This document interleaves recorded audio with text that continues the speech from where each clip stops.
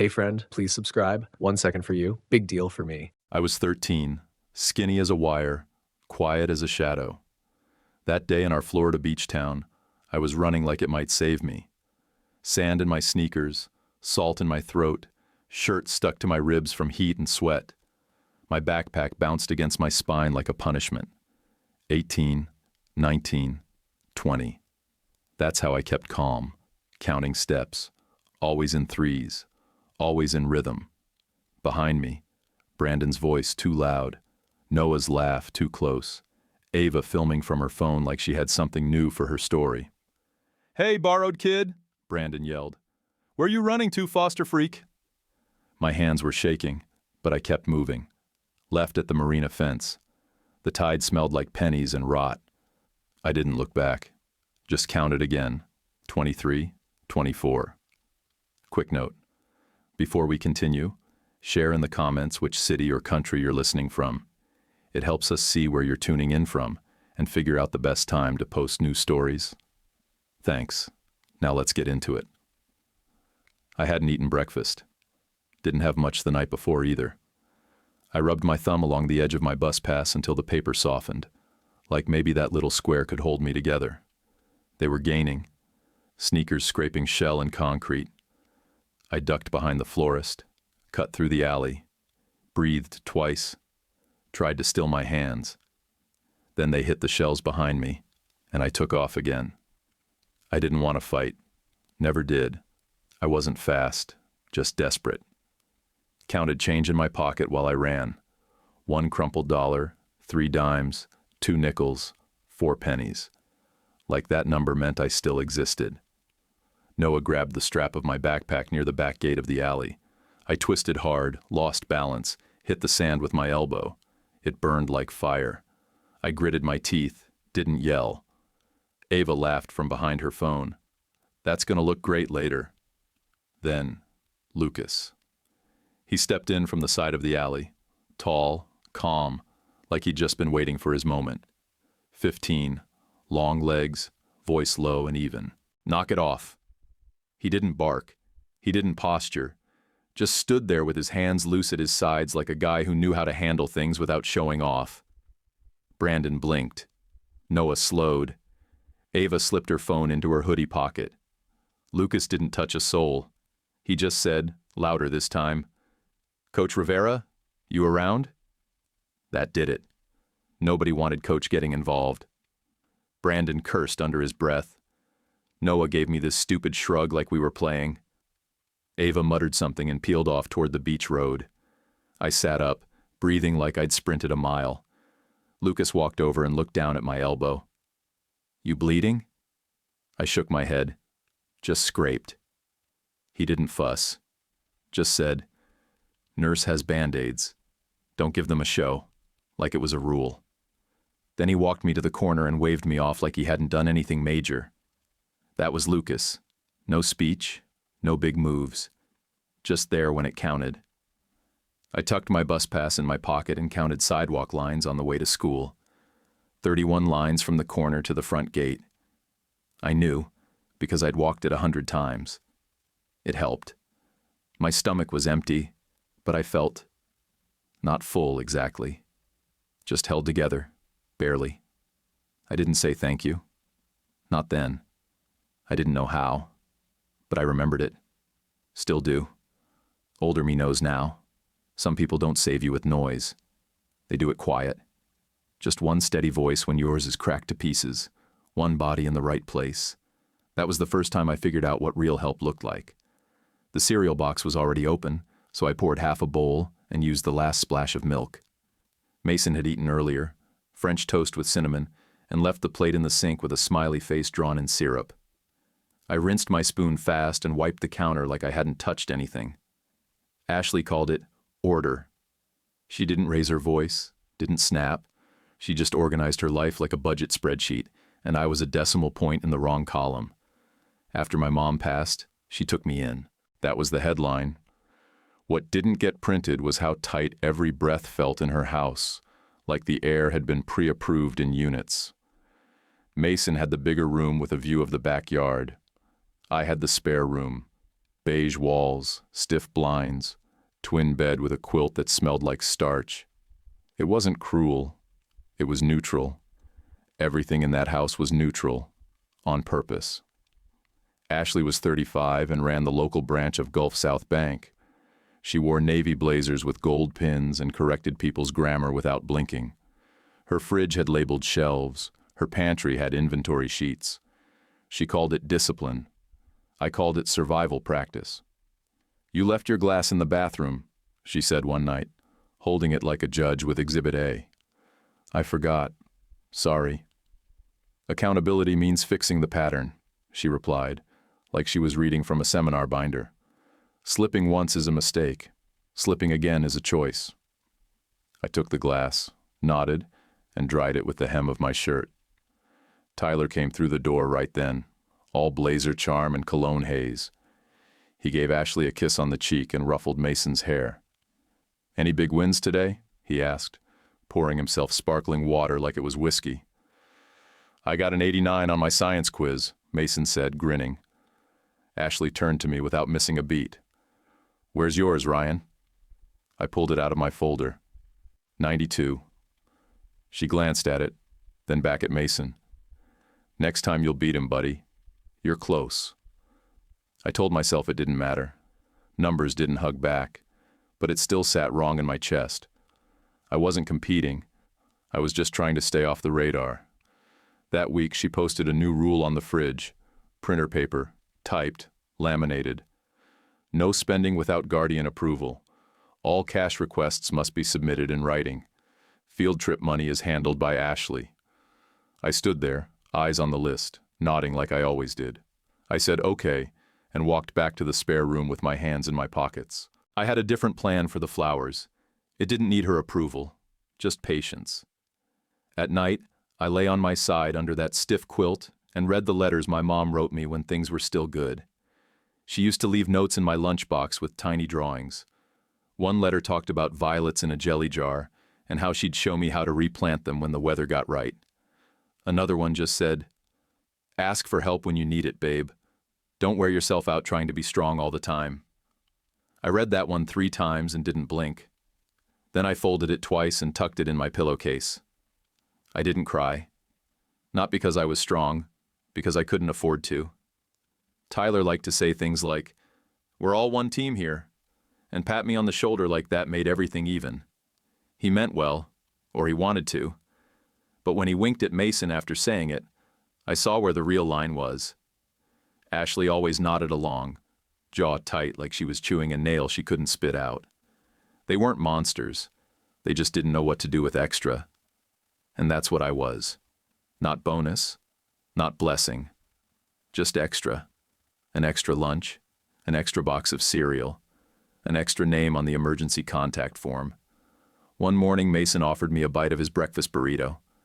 I told him I wasn't hungry, even though my stomach felt like a fist.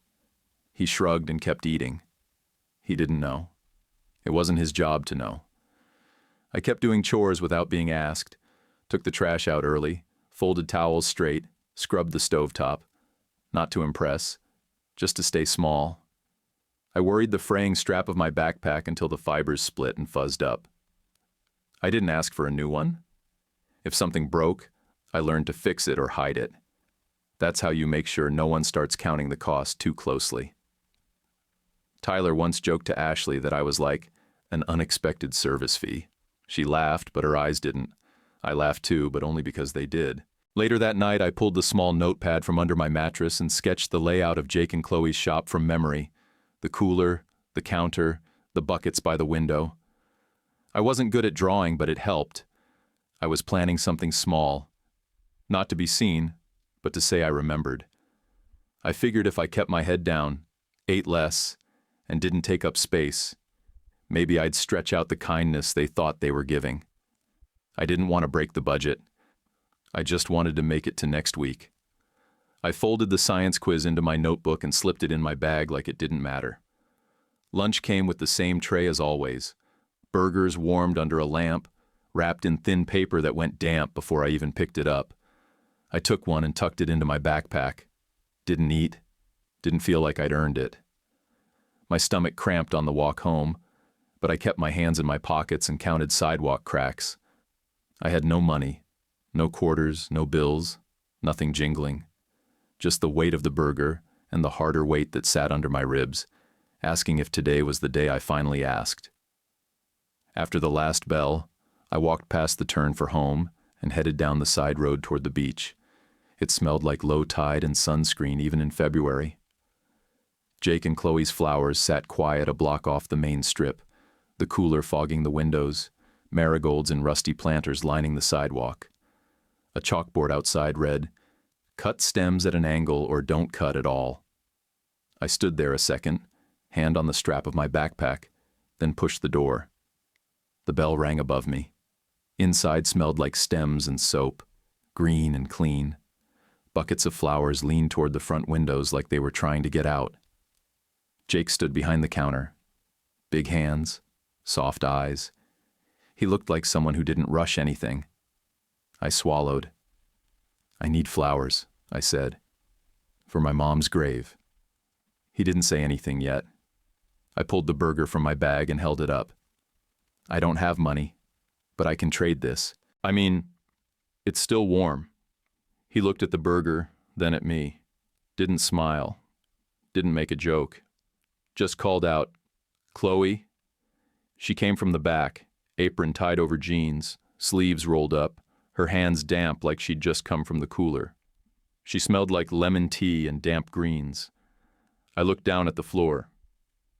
I didn't eat. I mean, I could work. I can sweep or carry stuff. I'm not trying to get something for nothing. My fingers worried the corner of my lunch ticket until it furled up like a dead leaf. Chloe stepped closer and didn't touch me. She just said, "Help me break down stems." Jake slid a milk crate toward me with his boot like it had always been part of the plan. Chloe handed me a pair of gloves, the fingers stiff from use but clean. I pulled them on and sat down while she carried over a bucket of discarded clippings. "Eat the burger," she said, nodding at the crate. "Right here. You can't trim on an empty stomach." I took a bite while she showed me how to snip at an angle, not too deep, just enough to keep the stems drinking. Jake came over, corrected my grip once, then again, didn't speak. Just moved my hands gently, then let go. Chloe talked while we worked, not the fill the air kind. Just soft sentences about how flowers speak when people can't. "It's a kind of sign language," she said. "You say more with a good handful than with a speech." I ate half the burger, saved the rest. Jake didn't say a word about that. We worked until my gloves were damp and the bucket was almost empty. There were clippings that wouldn't sell, just short pieces too pretty to toss. I started sorting them by color because it gave my hands something to do. Chloe noticed. "Make a mini," she said, like it was obvious. I tied the stems with a frayed piece of twine from the table bin. The bouquet was barely 3 inches tall, tight, neat, not much to look at. She took it from me, walked to the front window, and set it in a little mustard yellow vase I hadn't even seen her grab. Then she pulled a card from her apron pocket, wrote something in neat block letters, and set it in front of the vase. The card said, "No words." My throat burned. "I'll come back Saturday," I said. "If you want, I can sweep or help in the back. You don't have to. Just if you need." Chloe poured hot water from a kettle into a mug and dropped in a bag that smelled like lemon balm. She slid it toward me on the table without a word. I didn't say thank you out loud, but I picked up the mug with both hands so she'd know I got it. Jake leaned against the counter and finally spoke again. "Bring the rest of that burger with you on Saturday. You'll need it for the walk back." I nodded and tucked the half-wrapped burger deeper in my bag, careful not to crush it. Before I left, I looked at the little yellow vase again, the words in front of it, and the way the window light caught on the stems. It didn't look like much, but it hit me harder than anything had in a long time. The bell above the door jingled when I stepped out, but I didn't feel like I was leaving. I felt like I'd been let in. The cemetery sat at the top of a sand rise that barely counted as a hill, but it was the highest point in town. From the edge near the cedar tree, You could see the bay shimmer like a coin tossed into the sun. I didn't go there often. I wasn't sure what I was supposed to feel when I did, but I had the little bouquet wrapped in brown florist paper in my hand, and my feet kept moving. I counted the steps from the front gate. 62 when I went slow, 61 when I cut the corner by the fence. I knew the number. It helped keep the nerves down. Her name, Grace, was etched clean into the headstone. No frills.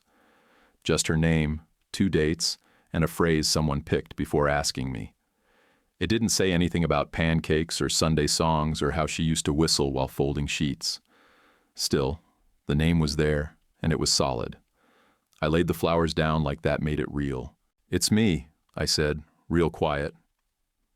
I brushed the dirt off the base with my hand, then reached around and started clearing. There were palmetto fronds, dried and frayed at the edges, and a candy wrapper half buried in the sand like it had blown in from someone else's visit.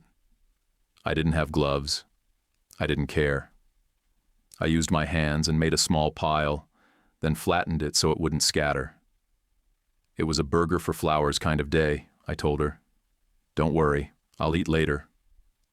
I felt dumb talking to a stone, but the words came anyway. They were stuck in me, and I didn't want them anymore. I felt her before I saw her, Chloe. The faint lemon and green smell hit the air just enough to make me turn my head a little. She came up the path slow, not pretending she wasn't there, but not pushing in either. She stopped far enough back to let me have the space. I didn't say anything, and she didn't make me. She waited, her hands tucked in the pockets of her apron, sleeves still rolled. I knew she'd closed up early. She must have seen me go uphill with the bouquet. She didn't follow to intrude. She followed because she understood something about timing. After a full minute, she stepped up beside me and crouched, pulling a thin stick from the grass. "Loosen the soil around the roots," she said, poking gently at the edge of the flower bed. "Helps the water get where it needs to." I copied her, pressing the stick into the sand like she did, careful not to push too deep. "Marigolds can live through heat," she added. "They don't ask for much, just a place to dig in." "I can pay you back," I said fast. "I can work weekends or after school. I don't want you to think I'm asking for—" She cut me off without raising her voice. "We'll figure it out." It was the kind of sentence that didn't need a receipt.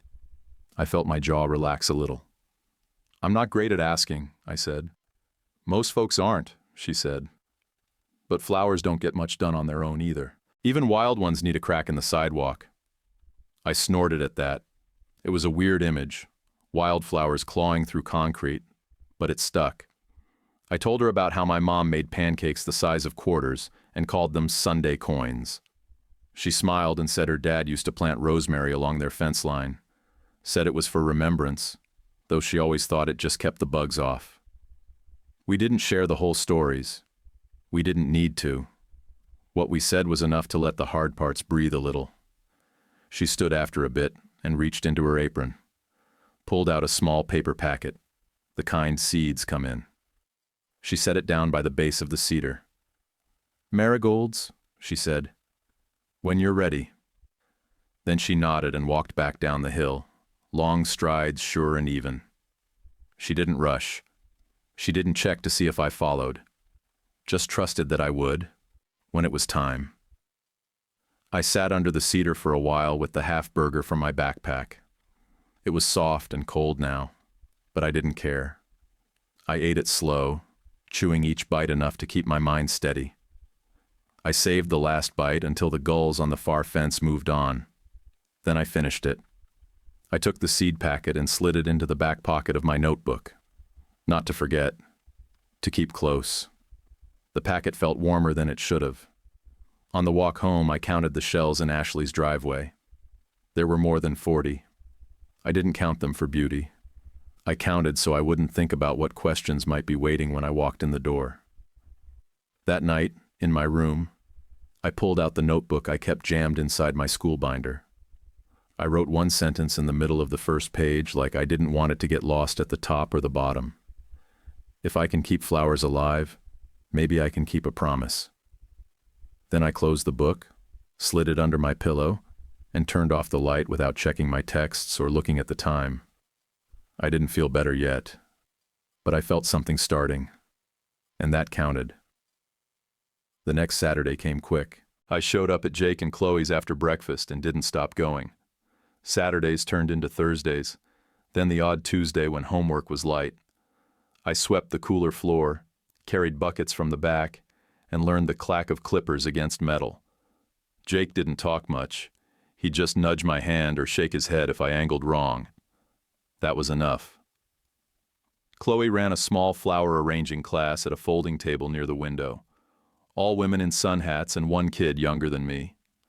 I stacked vases, wiped spills, and watched the way she guided them, soft but certain. She said once while trimming stems, "Flowers are for folks who don't speak." It stuck in my head. It fit. I wasn't saying much anywhere else. At home, I stayed quiet to keep peace. At the shop, silence didn't feel like weakness. It felt like space to breathe. I'd start by the cooler, sweeping until my hands smelled like cold water and green stems. Then I'd count vases, rows of glass catching the afternoon light, making the whole room glow like something alive. My shoulders dropped for the first time all week. But peace doesn't stay long when kids like Brandon and Ava have internet access. Ava posted a story one afternoon, me on the ground in that alley, hands braced, face twisted mid-fall. The caption said, "Charity cases still need lessons in balance." The sound of their laughter played over it. Not brutal, just mean enough to stick. I saw it during study hall. My stomach turned, but I didn't say anything. I figured maybe it'd burn out. Lucas saw it. He walked straight to the counselor's office with his phone. By morning, the post was gone. The counselor called Ava in. Word traveled fast that she'd been warned about harassment policy violations. That should have been the end of it. Brandon wasn't done. He showed up at the shop 2 days later with a drink in his hand, acting casual. Jake was pricing arrangements. I was restocking jars. Brandon leaned on the counter, looked at me, and slid the shop's tip jar toward my backpack with one finger. "Careful," he said. "Wouldn't want anyone thinking you're light-fingered." Jake didn't even look up right away. He just wiped his hands, walked between us, and planted himself there like a wall. "No," he said. One word, flat. Brandon smirked, tried to laugh it off. "Kidding, man. Relax." Jake didn't move. He just kept staring until Brandon's face cracked. Then Brandon muttered something and left. Chloe came out from the back, didn't ask what happened. She handed me a rag and said, "Wipe the counter." That was her version of giving me control again. I wiped it twice. After that, she started giving me what she called small wins. She'd tell me, "Go pick greens that won't bruise," or "Try trimming the eucalyptus again." When I got it right, she didn't clap or gush, just nodded once and said, "Yep." It meant more than any good job I'd ever heard. Home was different. Ashley had her ledger smile again, checking the pantry like a manager on inspection. "Snacks go fast when there's a teenager," she said one night, scanning shelves. Tyler tried to lighten it. "Growth spurts. Normal stuff." Ashley didn't laugh. "Budget's tight," she said. I stood by the counter, thumbed a crease into an old grocery receipt until the edge curled. Didn't say a word. Then the moment came, the one that changed everything, though I didn't know it right away. Ashley didn't know my old phone still worked. The screen was cracked, battery barely held, but the voice memo app worked fine. I kept it on the counter that evening, charging on the microwave while I did homework at the table. She stood by the sink with Tyler, quiet at first, then low enough that she probably thought I couldn't hear. "The checks for the kid barely cover the extra groceries," she said. "We'll reassess placement next quarter." It took me a second to understand she meant me. Tyler answered softly, "He's not causing trouble." She sighed. "That's not the point. It's about sustainability." The word hit me like cold water. Sustainability. Like I was a project, not a person. The phone kept recording. I didn't plan it. I hadn't even opened the app on purpose. It must have started when I unplugged the charger. I stood there frozen, one hand on the counter, feeling the edge bite into my hip. I didn't move, didn't look up. Ashley rinsed a mug. Tyler talked about real estate numbers, and I pretended to be focused on my notes. The whole thing lasted less than a minute. When they went upstairs, I slipped the phone into my pocket. My heart was beating so hard, I thought they'd hear it from the hall. After lights out, I played it back once. Just once. I needed to make sure I hadn't imagined it. Her voice was crisp and even. The checks for the kid barely cover the extra groceries. We'll revisit placement next quarter. I stopped the recording and just stared at the ceiling. I didn't cry. Didn't even get mad right away. It was like hearing someone talk about a version of me that didn't exist. I renamed the file something boring, something she'd never check. Spelling list unit 4. Then I slid the phone under my pillow and stared at the dark until I felt my jaw ache from clenching. The next morning, I walked to the shop early. The air was cool and wet with sea fog. Chloe was already inside, cutting stems for a funeral arrangement. She looked up when I came in, didn't say hello, just nodded toward the back. "Grab a towel and dry these vases," she said. Jake was moving boxes near the cooler. He looked over once, eyes narrow, like he knew something had shifted, but wasn't going to ask yet. When Chloe saw my hands shaking as I held the first vase, she gave me another task instead. "Write the jar labels for the new stock," she said.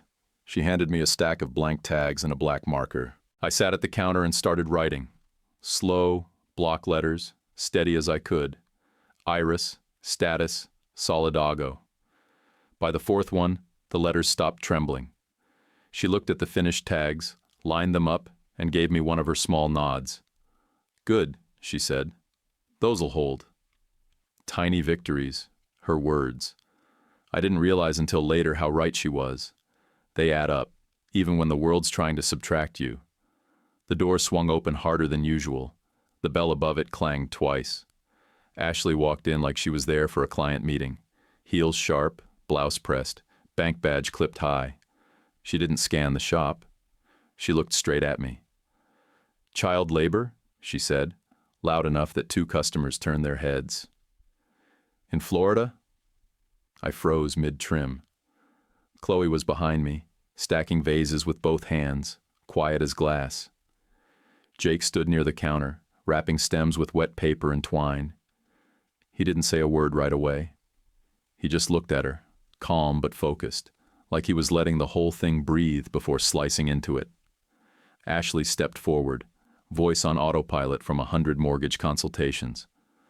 "There are policies in place for a reason. This is about risk, liability, exposure." Her fingers tapped her phone like she was checking statutes. "You're not a school. You're not a registered nonprofit. He's a minor. Are you insured for this kind of engagement?" Jake wiped his hands on a towel, then rested them on the counter like anchors. "Ryan's here after school for a youth class," he said. "We have sign-in sheets and guardian consent on file. He's not behind the register. He's not paid. He's supervised." Chloe tapped a folder that had been sitting near the register. A white label read, "Youth Program, January Intake," in her clean handwriting. "Ashley signed the standard youth class consent during January school paperwork," Jake added. His voice was steady, not a bit rushed. "January consent is here." He nodded toward the corkboard where Chloe had pinned the laminated schedule. My name was right there, printed in black under Tuesday and Thursday. Ashley crossed her arms, chin lifted like that was supposed to count for something. "He's not your kid," she said, voice flat, like she was calling checkmate.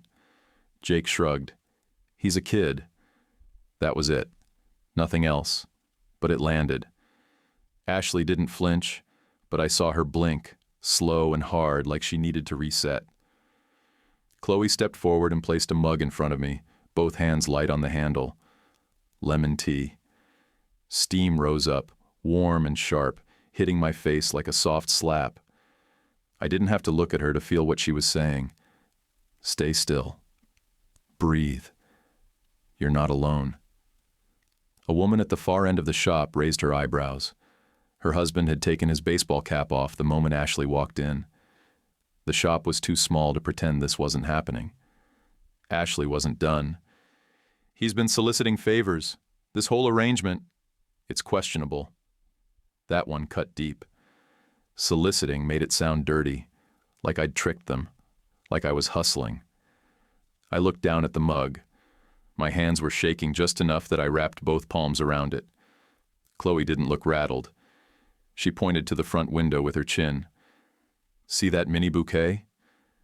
The little mustard glass vase sat near the register, tucked beside a rack of cards.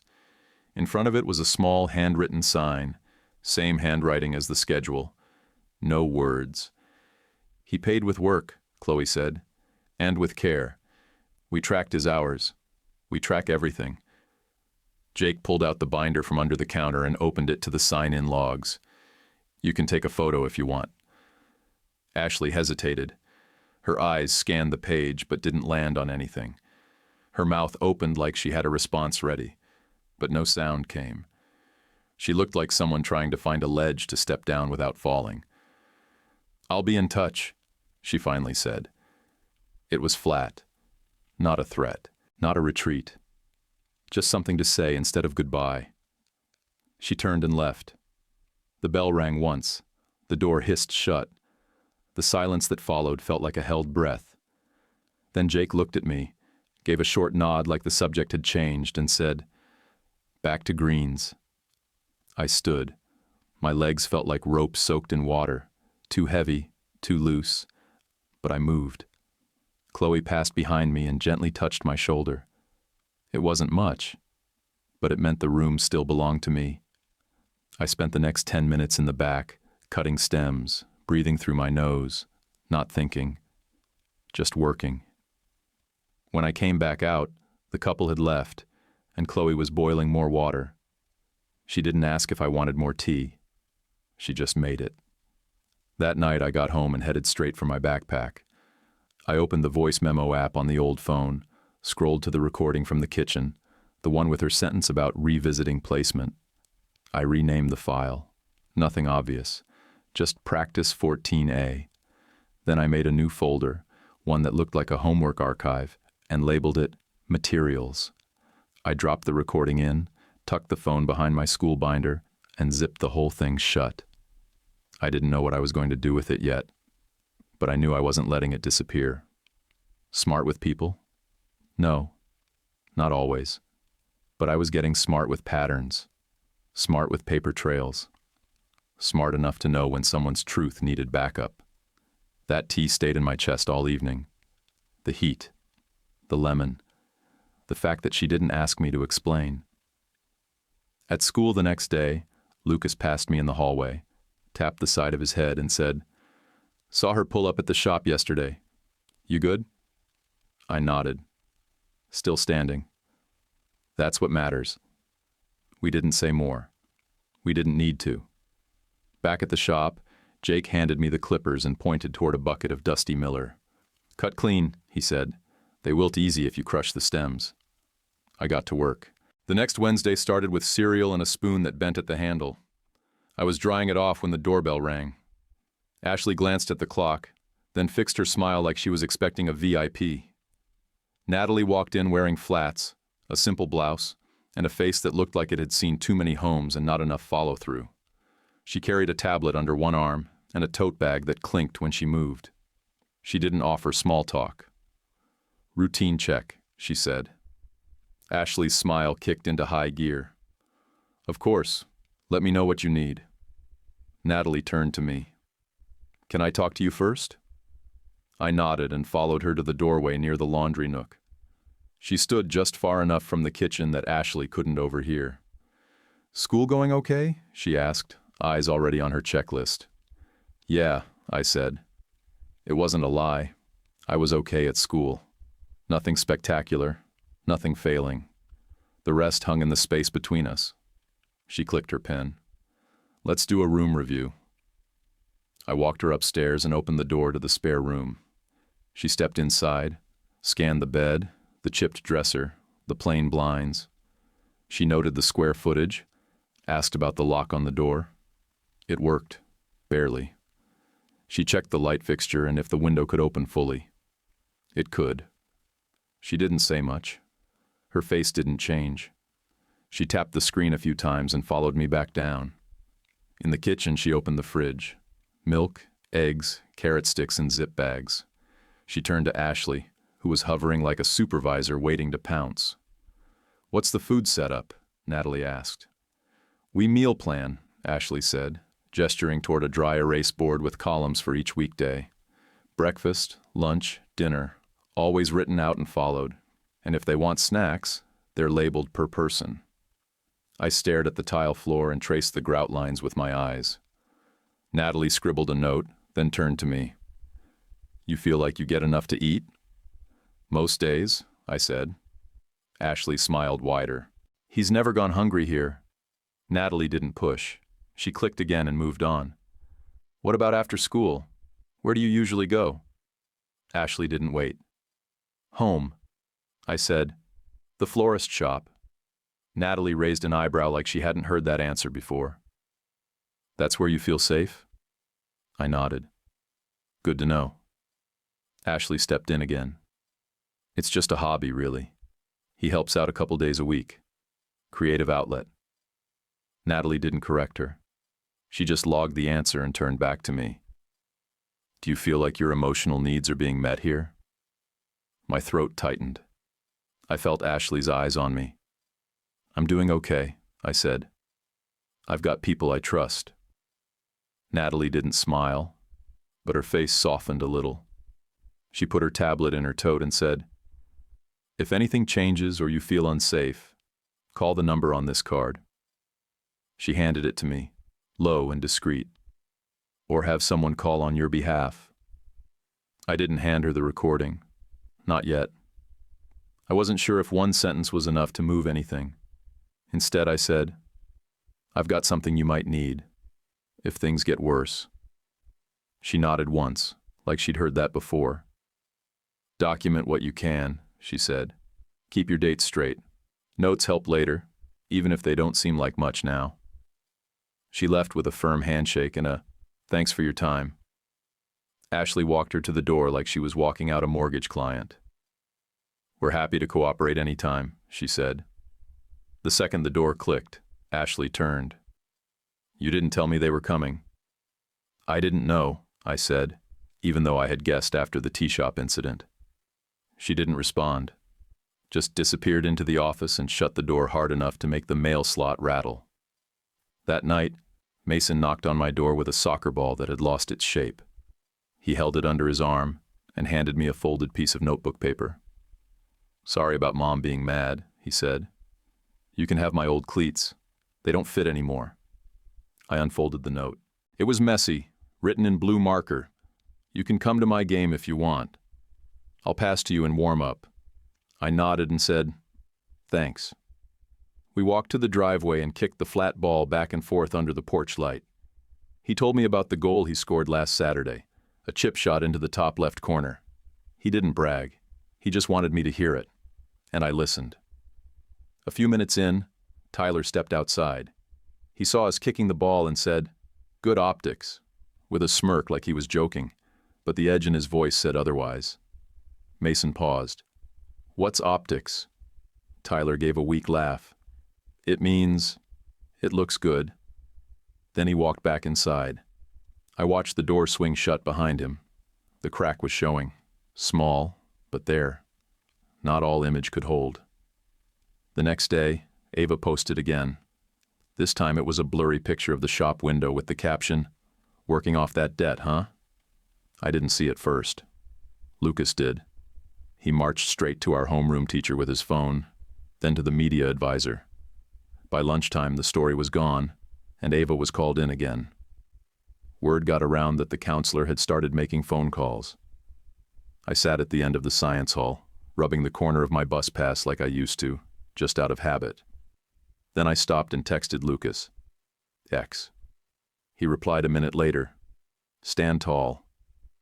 That afternoon at the shop, Chloe handed me a clipboard with new vase orders for the weekend class. I counted them out loud, once, then again, and started sorting by color. Her hand brushed my shoulder as she passed. No words, just enough to say, "You're doing fine." That night I sat on my bed with Mason's note in my lap. I traced the letters with my finger, then folded it twice and stuck it between the pages of my notebook. Some things weren't evidence. Some were just proof. It happened 2 days before spring break, late afternoon, just after I left the florist. I'd cut through the side lot by Palmer's Market, head down, counting sidewalk cracks, trying to work out how many vases I'd labeled that week. I still had a little stem tape on my fingers when Brandon showed up. He was leaning on the ice chest by the entrance, pretending not to notice me. I walked right past him and into the store. I grabbed a water and headed for the back cooler, moving slow. When I turned down the candy aisle, he was there again. Ava stood near the magazine rack, phone already out, chin lifted like she was filming, just in case. Brandon bumped my arm hard as he passed and dropped a folded 20 behind me. His voice rose fast and sharp. "Hey, he just took that from my pocket." I froze. Everything in my chest locked up. I knew what this was, and I knew how it could end if I moved wrong. I stared at the floor tile nearest my shoe, the one with a crack shaped like a fishhook. My hands didn't go near my pockets. "Sir, I need you to check him," Brandon told the clerk. "He's got it." Ava didn't blink. Her phone stayed steady. She wanted a clip. Then Lucas walked in. He had the PE teacher behind him, tall and wide like a brick wall with a whistle. Lucas looked straight at the clerk. "Call it," he said. "Check the cameras." The clerk, a guy with a red beard and tired eyes, didn't even hesitate. He walked to the monitor near the lotto machine and hit a few buttons. The screen showed Brandon patting his own pocket, then sliding the 20 out and dropping it. The clerk turned back around. "Get out," he said to Brandon. Brandon muttered something about a misunderstanding, but his voice was all air. Ava's phone dropped fast. She mumbled something about privacy laws and backed out behind him. Noah, who had wandered in behind them, stared at the chip rack like it had answers. They left without looking back. I didn't move until Lucas stepped beside me. "You good?" he asked. I nodded once, grabbed the water, and walked out slow. That night, Ashley brought up expenses again while clearing the dinner plates. I was still chewing when she started. "The subsidy doesn't cover the extras," she said to Tyler, not looking at me. "We'll need to revisit placement next quarter. Again." I pushed my plate back and wiped my hands slow. Then I got up, walked to my room, and pulled the old phone from its hiding spot behind the school binder. I opened the memo labeled Practice 14A. I clipped it just right, start, middle, end, and attached the file to an email. Subject line, "I think you should hear this." Text, "Date and time are in the file name. Let me know if it matters." Then I hit send to Natalie and placed the phone face down on the dresser. I went back to the kitchen and started scrubbing pans like nothing had happened. The call came the next morning during first period. My phone buzzed once, then again. I checked the screen under the desk. Natalie. I stepped out and answered in the stairwell. "I'm opening a review," she said. "Do not confront anyone. Don't react. Just document, document, document." Her voice stayed steady, but it got tight at the end like she hated reading from the manual. Still, she used the script. Sometimes the script is what moves the rock. That afternoon, she showed up at the shop with a clipboard and a tote. Chloe was setting up new inventory cards. Jake was labeling delivery routes. Natalie didn't waste time. She looked over the youth schedule, signed her name at the bottom of the consent binder, asked Jake about supervision ratios, then took a photo of the little no-words bouquet by the window. She didn't say why. She didn't need to. It told the story better than most files. Ashley came in right before closing, voice loud, steps tight, energy high. She didn't even wait for Chloe to finish ringing up a customer. "We need to talk about boundaries," she said. "What you're doing here crosses lines." Jake stepped in front of her, calm as ever. "He's not on payroll. He's a student. We have guardian consent to teach minors. You signed the January school consent." Chloe pulled a copy from the folder and slid it across the counter. Ashley didn't touch it. She just stared at it like it was a trap. Then Natalie stepped forward. "We'll conduct this at the office," she said, smooth and professional. Ashley blinked, caught off guard.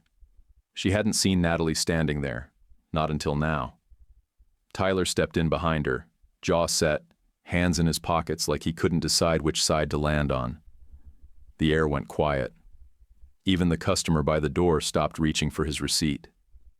I sat on the milk crate behind the counter, hands folded in my lap, saying nothing. I didn't need to. The file had spoken, and this time, someone was finally listening. The chairs in the county office squeaked if you so much as shifted your weight. I sat between Jake and Chloe, shoulders stiff, counting the stain dots on the gray carpet and pressing the corner of a folded bus receipt between my thumb and finger like it was a tether. Jake kept his elbows on his thighs, hands clasped. Chloe sat upright, calm, with a folder in her lap that had 3 paper clips across the top like armor. Natalie came in and shut the door behind her with the kind of finality that told me no one was sneaking out early. "This is a discussion about placement," she said. "Specifically, a change due to concerns regarding emotional and environmental stability." Ashley walked in behind her, heels clicking on tile, a stack of papers hugged to her chest like they'd prove something. Her face didn't crack. Granite. Tyler followed, wearing his best checkered shirt, one hand still holding the car keys. Mason wasn't with them. The meeting started with school. Grades, attendance, notes from teachers. Natalie read it all without pause, voice like glass. Then came food access, supervision after school, and the last one, emotional climate. Ashley spoke first. "We provide a consistent routine. He has his own room, quiet hours, monitored online time." Natalie raised one hand. "Let's pause there."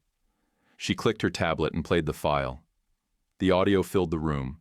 Ashley's voice saying, "The checks for the kid barely cover the extra groceries. We'll revisit placement next quarter."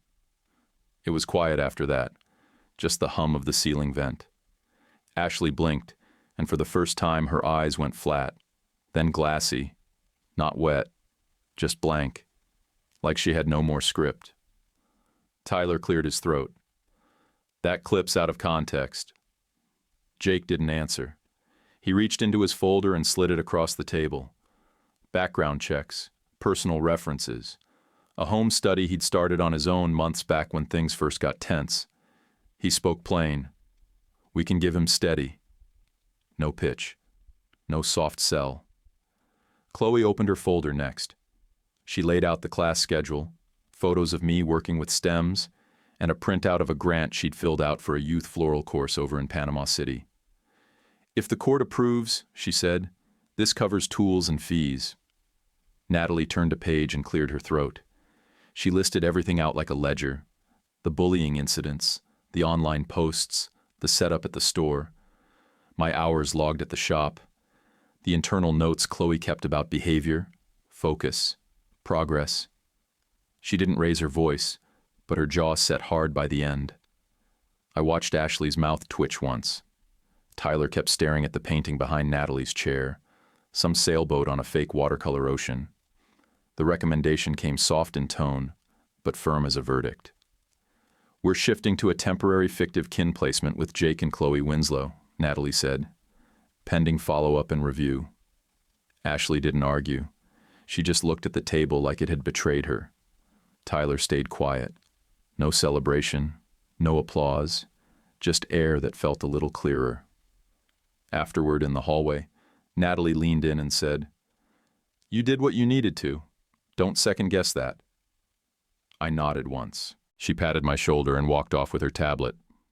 That night, I found a note tucked in the side pocket of my backpack. Mason's handwriting. "I'm glad you're safe.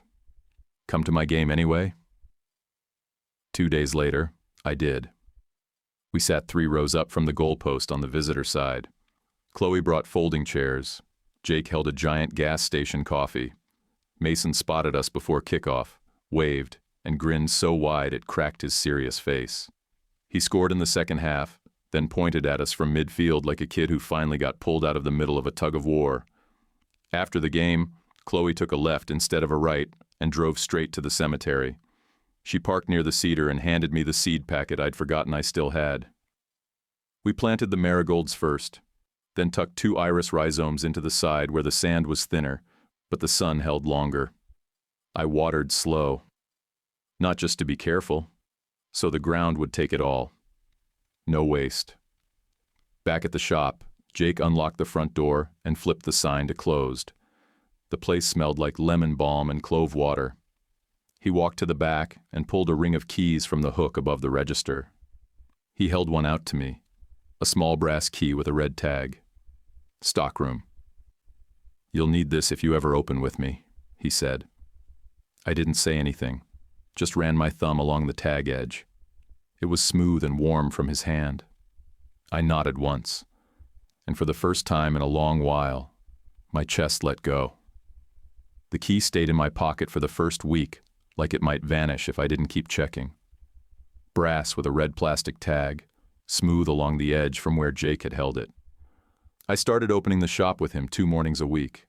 He didn't say much, just pointed to what needed doing and left space for me to figure it out. Now I'm older. I run deliveries for a landscaper up the coast. 2 towns over, coastal jobs mostly. Mulch, palms, irrigation installs when it's dry. I still help at the shop on weekends when they're slammed. My knees click on stairs. I still count steps when my brain gets crowded. It's not a quirk anymore. It's a habit that kept me steady when nothing else was. After I moved in with Jake and Chloe, everything got quiet. Not soft, just steady. I learned the layout of the shop by muscle memory. Jake kept teaching with his hands. No speeches, just things like angle, and then he'd move my wrist. Chloe stayed Chloe. T labeled folders, small wins that added up like interest. Natalie checked in twice that summer, then once again in the fall. No surprises. She brought a thin envelope that held a floral course scholarship Chloe had tracked down. Just enough for a tool roll, good shears, and a field notebook I still have. Ashley never yelled at me again. She pivoted to image, told church people, "We wish him the best," like she'd sent me to a prep school instead of being pushed out by paperwork. Tyler drifted into another office inland, backed out without sound. Mason kept texting. Stuff like, "You good?" or his game scores. I went to 4 of his matches that season. He always pointed when he saw me. Still does. Ava caught me in the hallway once during sophomore year. Guidance counselor was standing 3 feet away. She said, "It was just jokes. I didn't think." I nodded. "Take it down when you see it." Lucas passed by and said, "He's fine." And he meant me, not the mess. The revenge wasn't loud. It wasn't slamming doors or angry speeches. It was that clean little audio file landing where it needed to land. It was a neat stack of paperwork that spoke in order. It was the look on Ashley's face when she realized the checks didn't buy her the last word. Sometimes justice is just that, a clean file and someone steady reading it. We kept going to the hill. Chloe and I planted 3 more clumps of marigolds that fall. After a storm blew through in October, we went back to stake the irises. The dirt was wet and full of pine needles.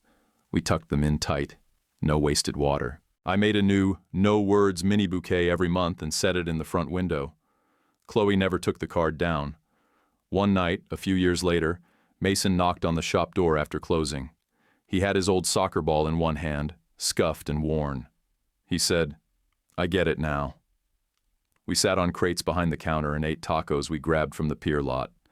Argued about the Dolphins and whether or not the defense could ever hold a fourth quarter again. He wasn't my rival. Never was. He was just a kid trying to figure it out next to another kid who didn't have the words yet.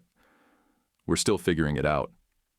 People ask me why I buy extra lunch sometimes and hand it off without asking names. Why I keep those instant soup cups in my truck console and a pack of plastic forks in the glove box. It's not charity. It's memory doing work. I remember the burger I traded for flowers, and the half I saved for later, because the walk was long and I didn't know when the next one would come. If you need a clean ending, Here it is. I chose my home. Jake and Chloe didn't save me with speeches. They didn't lecture or dig through my past. They made space, set the kettle, handed me a key, and let me work. That's how I got back what I lost. That's how I learned to ask, and how I finally learned to accept. Have you ever had to build your own version of home because the one you were given didn't hold? If this story hit close to home, leave a comment. Say it was great or powerful, or share your own thoughts. It helps the channel more than you know. And if you liked the story, hit like and subscribe. It's just one click for you, but it means everything to us. Love you guys. YouTube picked this for you. Tap it. Let's see if they guessed right.